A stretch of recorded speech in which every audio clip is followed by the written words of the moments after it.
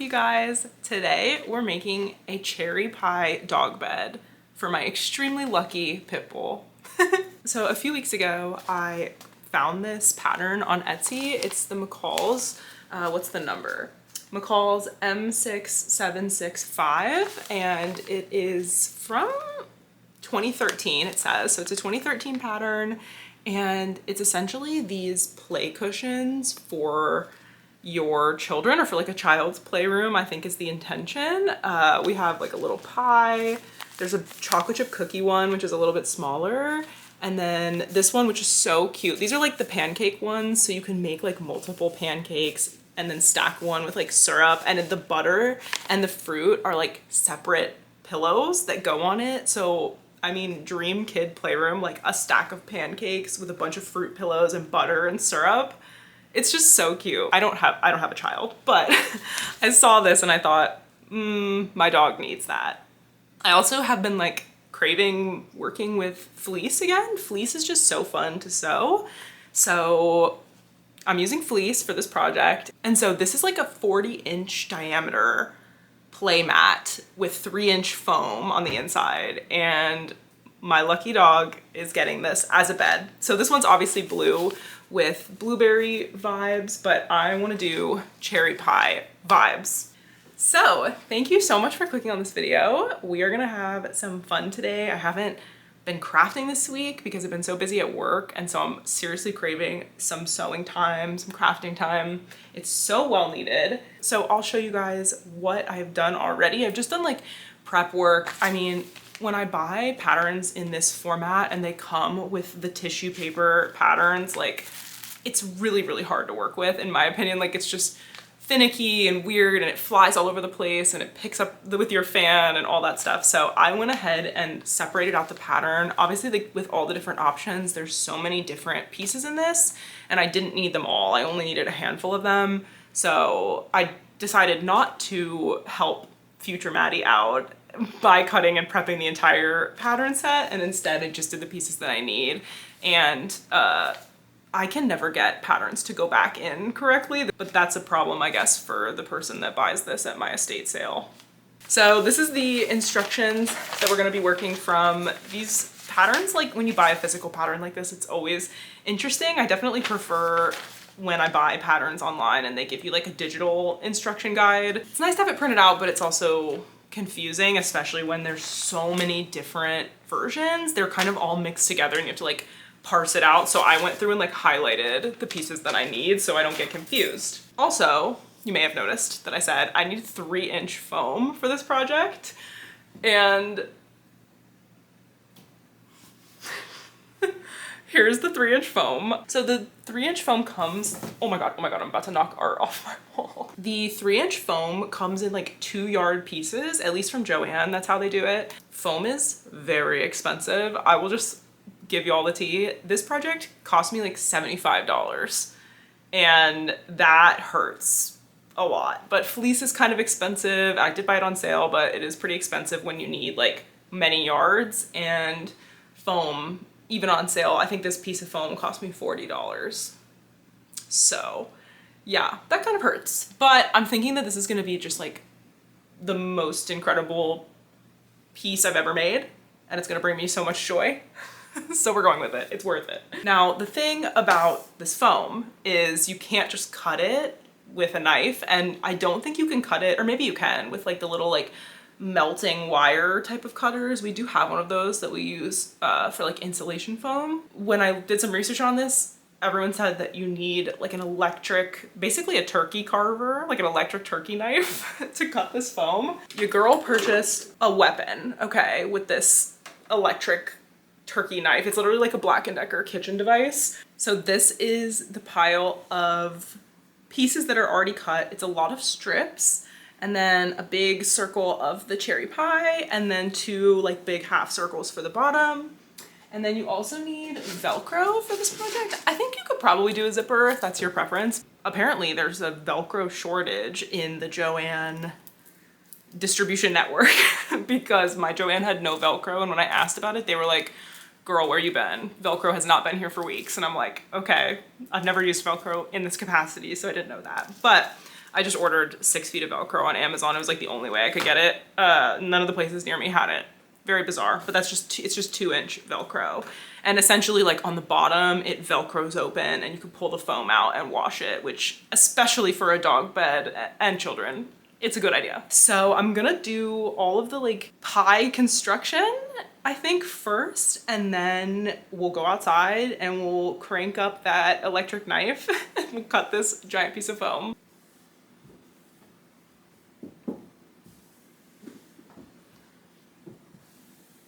If you've ever made a pie with a lattice strip, that's literally what we're doing on this, which is so fun to do it in massive scale and in fleece. I'm gonna use a combination of my like quilting safety pins that are curved, not these random baby hands in my safety I'm gonna use a combination of those and then just straight sewing pins. Because fleece doesn't fray, this pattern is essentially just edge stitching down each line. It's really as simple as that. You just have to baste it all together first. So that's what we're doing now.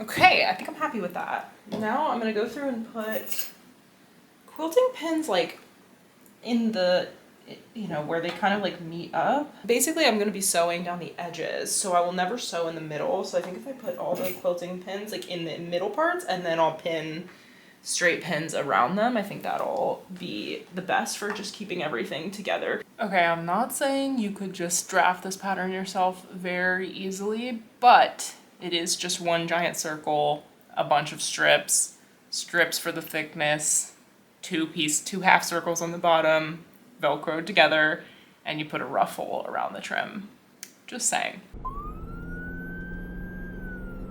By the way, I don't know if I said, but I got the pattern on Etsy for $8 used. But the original price of the pattern is like almost $20, which is crazy. And also, can I also just air my beef with the fact that this pattern had me buy too much of every material. It wanted me to buy like 3 1/4 yards of the tan fleece. And I'm like, okay, if they say 3 1/4, that extra quarter must be, you know, really necessary. And it fully was not. I have so much scrap fleece left. Like, I wouldn't even say it's scrap fleece. I could probably make a whole plushie out of what I have left over. And, you know, as a consumer of patterns, that does bother me. I've never had an indie pattern do me like that, you know, so. And oh, the other thing is the pattern calls for using interfacing on the fleece, and it says to use knit interfacing, which doesn't really give structure to something like fleece, which is so weird. And also, I'm just omitting that because that just doesn't seem necessary to me for something like a dog bed. Like, this is, I don't know, maybe it'll warp a little, but that doesn't bother me. I'm more bothered by the fact that like this is an expensive project and they just kept adding things on. They also wanted me to buy 2 yards plus 1/8 of a yard of the foam, and I'll show you guys when we go outside, but like, cause I drew the shapes on it already. It's not fully enough for the 2 circles, but there's enough foam in the 2 yard piece to make it work if you just glue 1 extra piece on. And I'm just like, I would at least appreciate knowing that. So what's up with these like mass-produced patterns? It's really annoying. I much prefer like indie patterns of like people who make them themselves. Just seems more considerate of materials and time and everything. But can we talk about this pie? Look at this thing. I'm so excited. Hey, Morty. dog bed. You love fleece. Excuse me. Excuse me.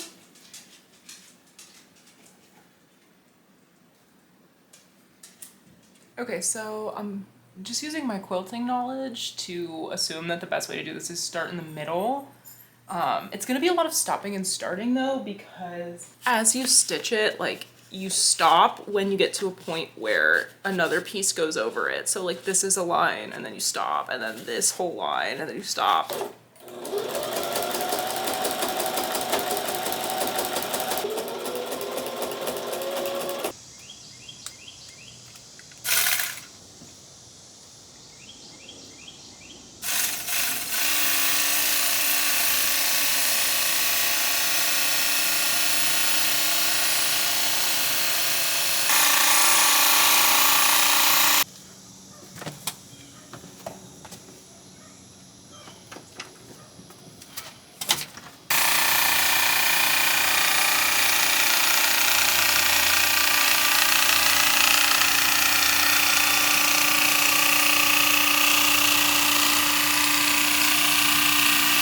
Damn, that cut was way better.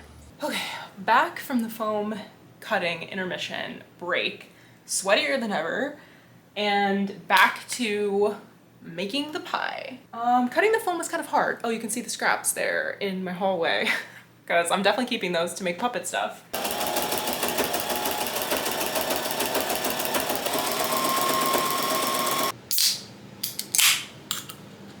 Last line to sew of the top. I'm so excited.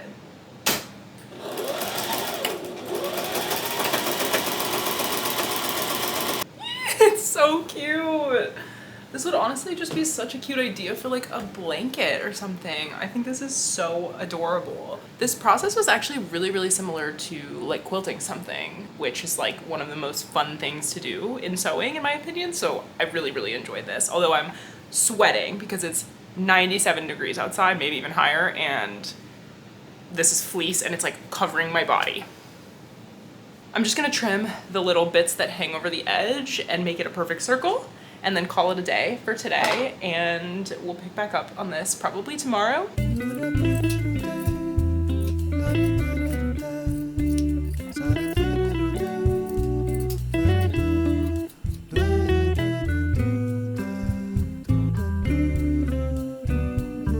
It's the next day now. I've created somewhat of a crust situation. I'm covered, I don't know if you could tell, covered in fuzz from this, making this giant ruffle, the biggest ruffle I think I've ever made.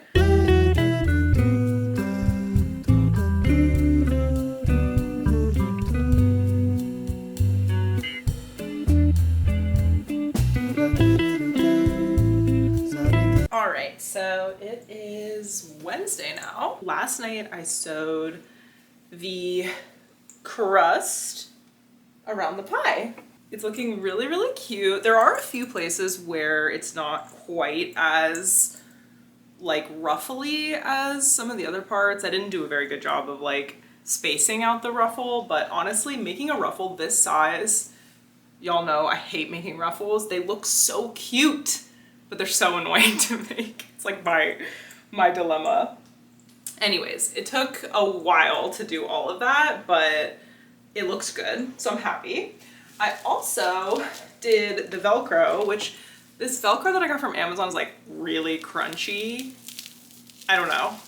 I basically sewed the Velcro piece on. I had so many problems sewing the Velcro. My machine did not like doing it, and I was getting like thread jams, and because it's so grabby, it was like grabbing the thread and pulling it forward, and then it would get like tangled. It was just like a mess.